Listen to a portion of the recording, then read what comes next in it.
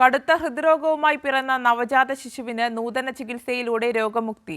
കൊച്ചി ലിസി ആശുപത്രിയിൽ നിന്നാണ് ഈ അപൂർവ നേട്ടത്തിന്റെ കഥ. സംസ്ഥാന സർക്കാരിന്റെ ഹൃദ്യം പദ്ധതിയിൽ ഉൾപ്പെടുത്തി പൂർണ്ണമായും സൗജന്യമായായിരുന്നു ചികിത്സ.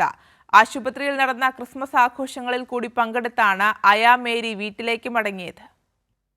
Tetralogy of fallow with pulmonary atresia എന്ന ഗുരുതര ഹൃദ്രോഗവുമായാണ് തൃശൂർ സ്വദേശികളായ നീതുവിൻ്റെയും ജസ്റ്റിൻ്റെയും മകൾ അയാ മേരി പിറന്നത്. കേവലം 935 ഗ്രാം മാത്രമായിരുന്നു തൂക്കം. ഹൃദയത്തിൽ നിന്നും ശ്വാസകോശത്തിലേക്ക് രക്തം കൊണ്ടുപോകുന്ന പൾമണറി ആർട്ടറി കുഞ്ഞിന് ജന്മനാ തന്നെ ഇല്ലായിരുന്നു.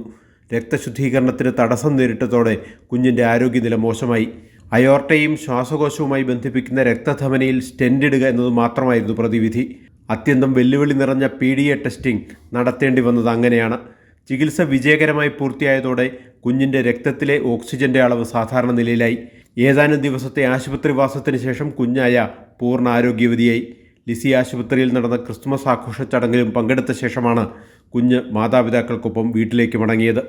സംസ്ഥാന സർക്കാരിൻ്റെ ഹൃദ്യം പദ്ധതിയിൽ ഉൾപ്പെടുത്തി പൂർണ്ണമായും സൗജന്യമായിരുന്നു ചികിത്സ. ഇത്രയും ഭാരം കുറഞ്ഞ കുഞ്ഞുങ്ങളിൽ അപൂർവമായി മാത്രമേ ഈ ചികിത്സാ രീതി വിജയിക്കാറുള്ളൂ എന്ന് ഡോക്ടർമാർ പറഞ്ഞു. കൈരളി ന്യൂസ്, കൊച്ചി.